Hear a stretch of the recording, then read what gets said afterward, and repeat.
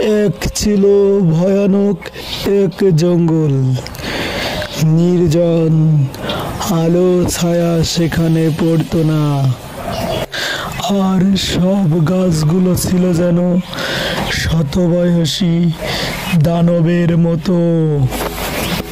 প্রতিটি রাতেই যেন কান্নার আওয়াজ ভেসে আসতো কোথা থেকে।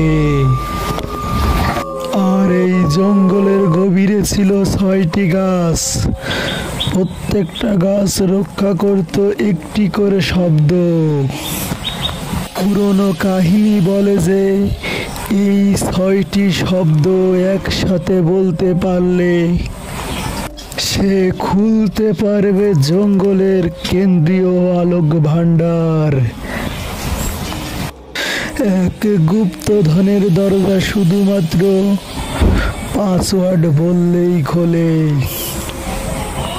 একদিন এক কৌতূহলী ছেলে নাইম ওই রাস্তা দিয়ে হেঁটে যাচ্ছিল।